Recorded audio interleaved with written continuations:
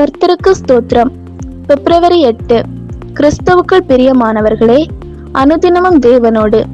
இன்றைய தலைப்பு நிலையான வெற்றி. நான் உன்னை ஆசீர்வதிக்கவே ஆசீர்வதித்து பெருகவே பெருக பண்ணுவேன். ஆதியாகமம் 22வது அதிகாரம் 17வது வசனம். ஆசீர்வாதத்தின் அடிப்படை. மனுஷ ஜாதியான சகல ஜனங்களும் தங்கள் வாழ்க்கையில் விரும்பும் ஒன்றே ஆசீர்வாதமாகும். இதற்காக ஜனங்கள் பல விதத்தில் பிரயாசங்களை மேற்கொள்வார்கள். உங்கள் வாழ்க்கையானது ஆசீர்வதிக்கப்பட்டதாக காணப்படுகிறதா? ஆசீர்வாதத்திற்கு எதிர் சொல்லான சாபமான வாழ்வை தான் வாழ்கிறீர்களா? ஆசீர்வாதத்தின் வாசல்கள் அடைபட்டு போனதா? கவலை வேண்டாம். காத்திருக்கிற உங்களுக்கு கனமான ஆசீர்வாதத்தை தேவன் தந்திடுவார். யோபுவை போல வாழ்வு சாபமாயிருந்தாலும் நாம் இயேசுவிடம் சார்ந்து கொள்வோம். தாமதமாக கிடைக்கும் ஆசீர்வாதங்கள் இரட்டிப்பான பலனை தரும். ஒரு மனுஷனுக்கு உலகத்தின் மிகப்பெரிய ஆசீர்வாதம் ஆவியின் ஆசீர்வாதமாகிய இரட்சிப்பும் ஆத்ம ஆசீர்வாதமாகிய பரிசுத்தமுமே.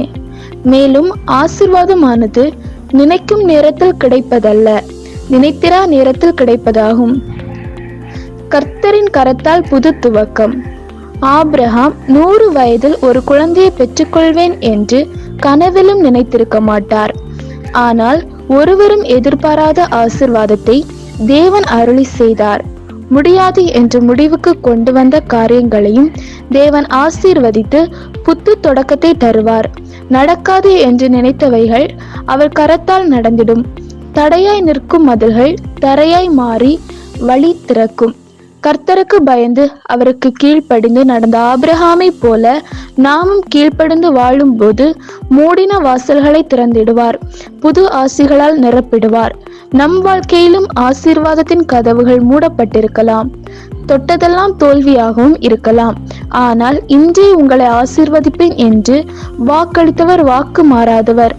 ஆபிரகாம், ஈசாக்கு, யாக்கோபை ஆசீர்வதித்த தேவன் தாமே நம்மையும் ஆசீர்வாதத்தின் பாதையில் வழிநடத்துவாராக. எனவே கர்த்தரின் ஆசீர்வாதத்தில் மலர்ந்திடுவோம், ஆர்ப்பரித்து என்று மகிழ்ந்திடுவோம். ஆமேன்.